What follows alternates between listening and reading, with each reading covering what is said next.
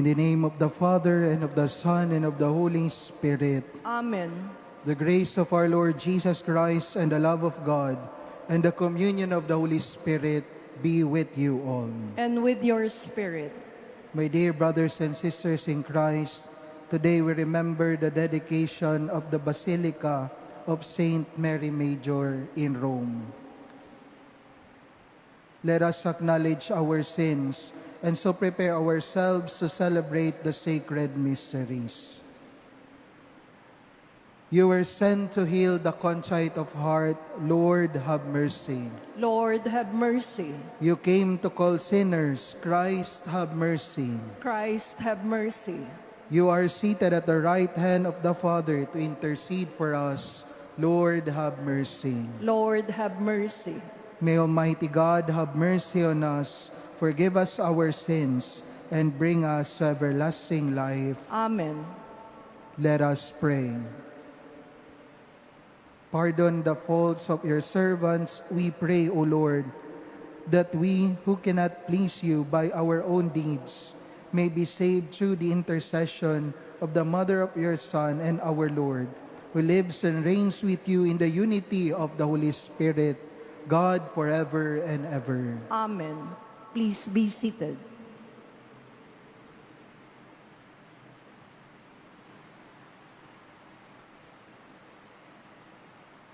A reading from the book of the prophet Jeremiah.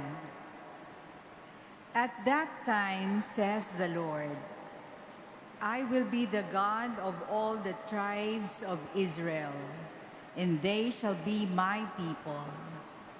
Thus says the Lord, the people that escaped the sword have found favor in the desert. As Israel comes forward to be given his rest, the Lord appears to him from afar. With age-old love I have loved you, so I have kept my mercy toward you. Again I will restore you, and you shall be rebuilt, O Virgin Israel. Carrying your festive tambourines, you shall go forth dancing with the merrymakers. Again you shall plant vineyards on the mountains of Samaria. Those who plant them shall enjoy the fruits. Yes, a day will come when the watchman will call out on Mount Ephraim, rise up, let us go to Zion, to the Lord our God. For thus says the Lord, shout with joy for Jacob, exult at the head of the nations. Proclaim your praise and say, the Lord has delivered his people, the remnant of Israel. The word of the Lord. Thanks be to God. The Lord will guard us as a shepherd guards his flock. The Lord will guard us as a shepherd guards his flock. Hear the word of the Lord, O nations. Proclaim it on distant isles and say, he who scattered Israel now gathers them together. He guards them as a shepherd his flock. The Lord will guard us as a shepherd guards his flock. The Lord shall ransom Jacob. He shall redeem him from the hand of his conqueror. Shouting, they shall mount the heights of Zion. They shall come streaming to the Lord's blessings. The Lord will guard us as a shepherd guards his flock. Then the virgins shall make merry and dance, and young men and old as well. I will turn their mourning into joy. I will console and gladden them after their sorrows. The Lord will guard us as a shepherd guards his flock. Please stand.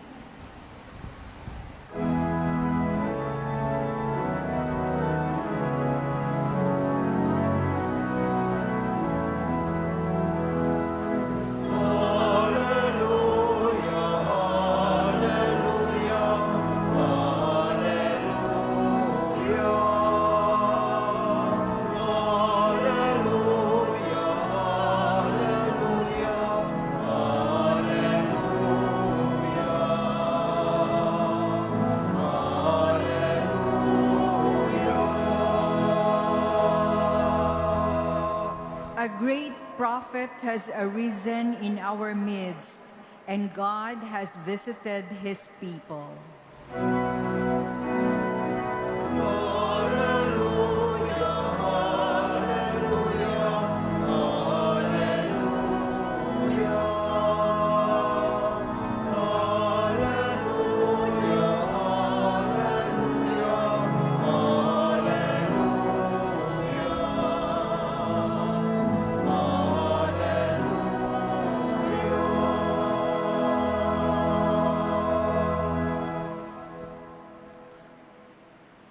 The Lord be with you. And with your spirit. A reading from the Holy Gospel according to Saint Matthew. Glory to you, O Lord. At that time, Jesus withdrew to the region of Tyre and Sidon, and behold, a Canaanite woman of that district came and called out, "Have pity on me, Lord, Son of David. My daughter is tormented by a demon." But he did not say a word in answer to her. His disciples came and asked him, "Send her away, for she keeps calling out after us." He said in reply, "I was sent only to the lost sheep of the house of Israel." But the woman came and did him homage, saying, "Lord, help me." He said in reply, "It is not right to take the food of the children and throw it to the dogs." She said, "Please, Lord, for even the dogs eat the scraps that fall from the table of their masters." Then Jesus said to her in reply, "O woman, great is your faith. Let it be done for you as you wish." And her daughter was healed from that hour. Brothers and sisters, the Gospel of the Lord. Praise to you, Lord Jesus Christ. Please be seated. Good morning, my dear brothers and sisters in Christ. Today's Gospel gives us one of the most beautiful stories of faith. A Canaanite woman, a foreigner, comes to Jesus crying out, "Lord, Son of David, have pity on me. My daughter is suffering terribly." At first, it seems that Jesus is silent.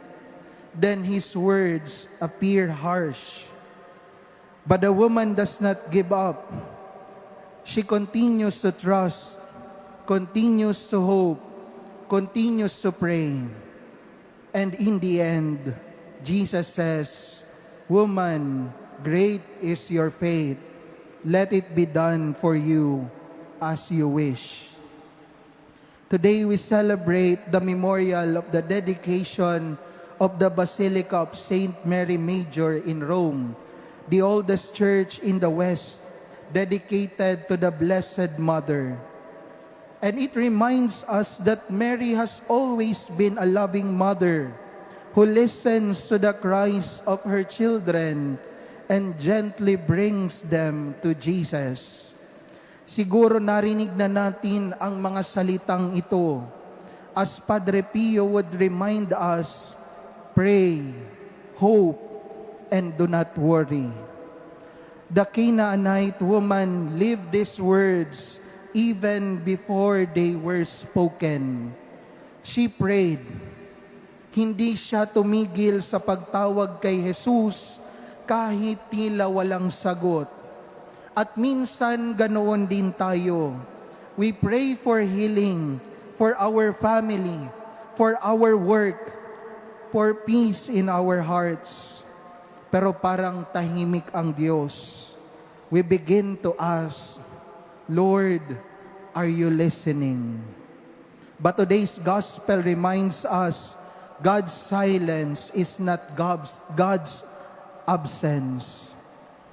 Sometimes, God is preparing our hearts before granting our request. Then she hoped. Kahit parang tinatanggihan na siya, hindi siya nawala ng pag-asa. She believed that even the smallest mercy from Jesus was enough. Minsan, konting pag-asa na lang ang natitira sa atin. But faith says, Lord, kahit maliit lang, your grace is enough. And she did not worry more than she trusted.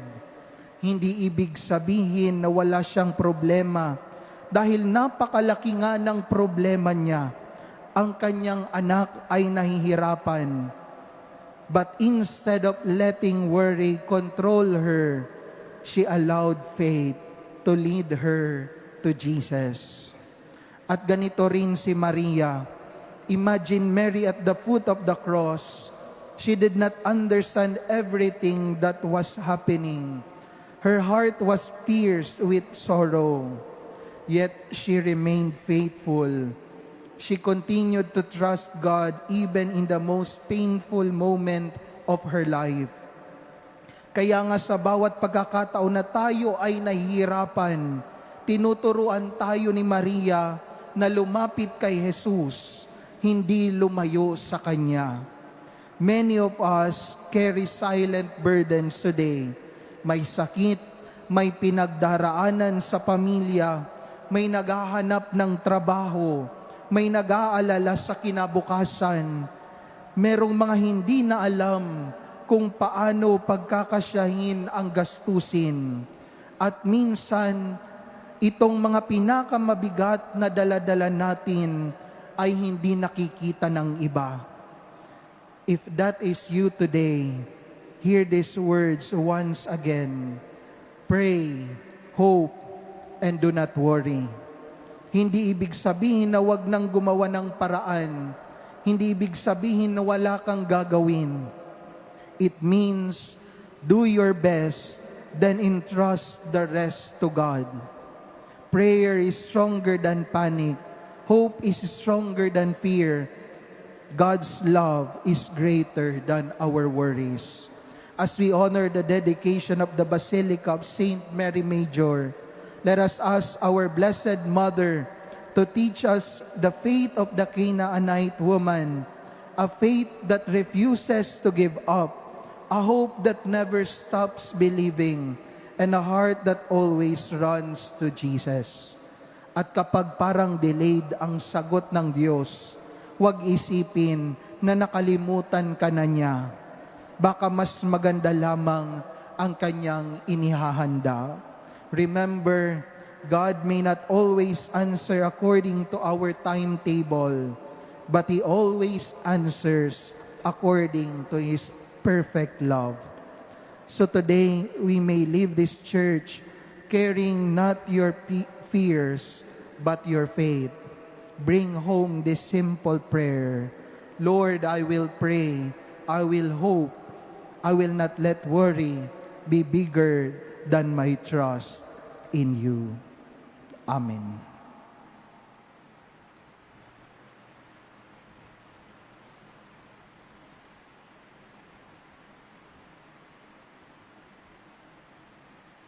Please stand. Jesus Christ tore down the barrier separating Jews from Gentiles. As one people of one new and eternal covenant, let us pray to the God who unites us. Lord, hear our prayer. Lord, hear our prayer. That the Church throughout the world may become a channel of God's mercy, peace, and love. Let us pray to the Lord. Lord, hear our prayer. that as a community of believers, we may not be divided by petty barriers of hatred and prejudice. Let us pray to the Lord. Lord, hear our prayer. That mothers who are anxious and deeply worried about their children's health may never fail to turn to Jesus for support and comfort. Let us pray to the Lord. Lord, hear our prayer. That we may show care and concern for suffering people regardless of their status, race, or religion. Let us pray to the Lord. Lord, hear our prayer. We earnestly pray for peace in the Middle East and the world. May God purify the world of all violence, greed, and misuse of power that brings suffering and death to many.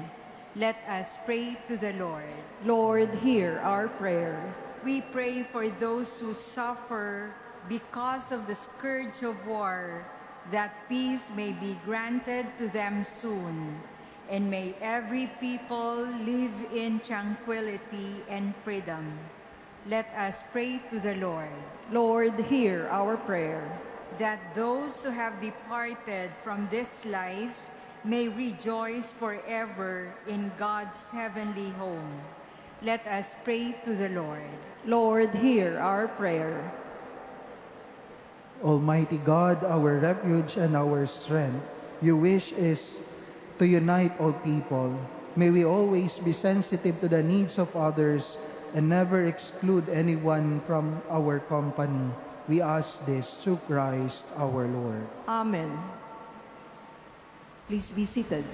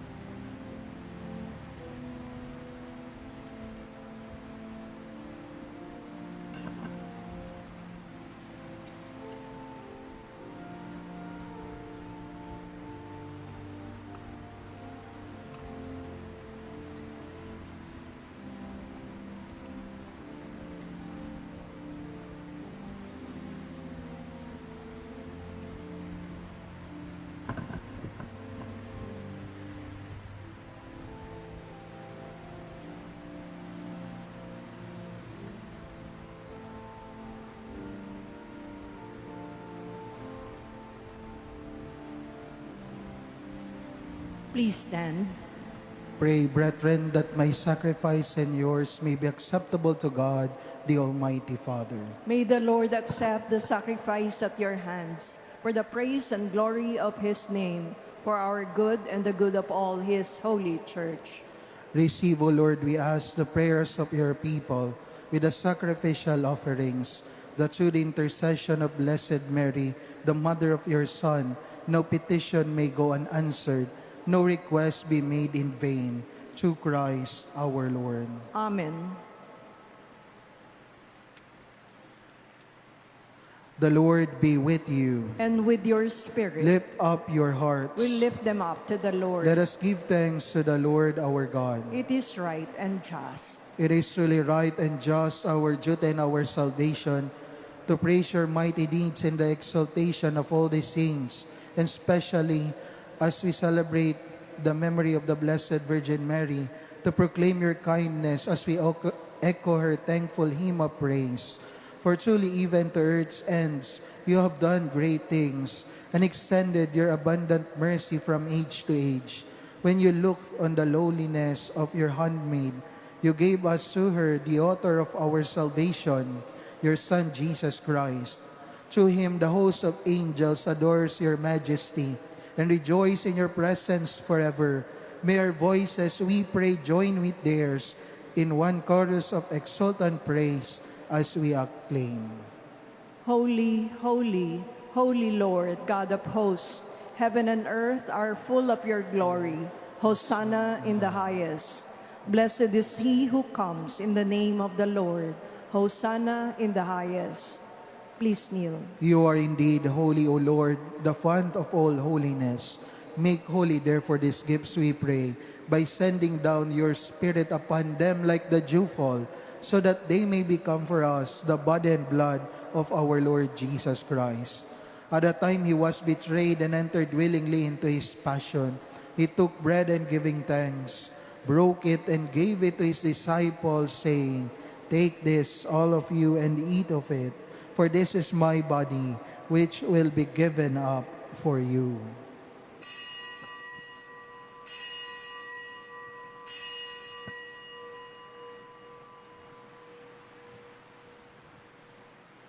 In a similar way, when supper was ended, he took the chalice, and once more giving thanks, he gave it to his disciples, saying, "Take this, all of you, and drink from it. For this is the chalice of my blood, the blood of the new and eternal covenant, which will be poured out for you and for many for the forgiveness of sins. Do this in memory of me."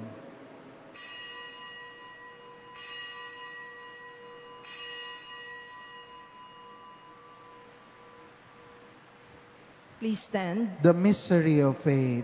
We proclaim your death, O Lord, and profess your resurrection until you come again.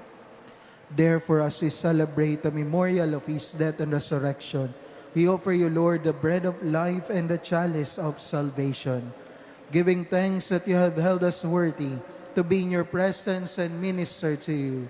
Humbly we pray that partaking of the body and blood of Christ, we may be gathered into one by the Holy Spirit. Remember, Lord, your church is spread throughout the world, and bring her to the fullness of charity, together with Leo, our Pope, and Jose, our Bishop, and all the clergy. Remember also our brothers and sisters who have fallen asleep in the hope of the resurrection, and all who have died in your mercy. Welcome them into the light of your face. Have mercy on us all, we pray, that with the Blessed Virgin Mary, Mother of God, with Saint Joseph, her most chaste spouse, with the blessed apostles, and all the saints who have pleased you throughout the ages, we may merit to be co-heirs to eternal life, and may praise and glorify you through your Son, Jesus Christ. Through him, and with him, and in him, O God, Almighty Father, in the unity of the Holy Spirit, all glory and honor is yours, forever and ever.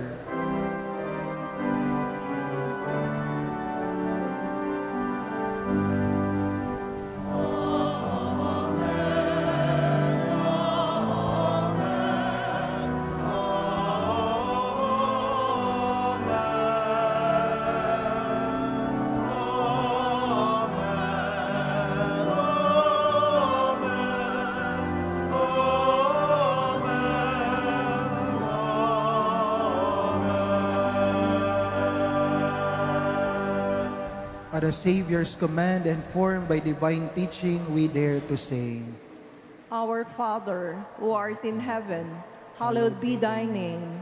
Thy kingdom come, thy will be done on earth as it is in heaven. Give us this day our daily bread, and forgive us our trespasses, as we forgive those who trespass against us. And lead us not into temptation, but deliver us from evil. Deliver us, Lord, we pray, from every evil. Graciously grant peace in our days, that by the help of your mercy, we may be always free from sin and safe from all distress, as we await the blessed hope and the coming of our Savior, Jesus Christ. For the kingdom, the power, and the glory are yours, now and forever. Lord Jesus Christ, who said to your apostles, "Peace I leave you, my peace I give you," look not on our sins, but on the faith of your church, and graciously grant her peace and unity in accordance with your will, who live and reign forever and ever. Amen. The peace of the Lord be with you always. And with your spirit. Let us offer each other the sign of peace. Peace be with you po.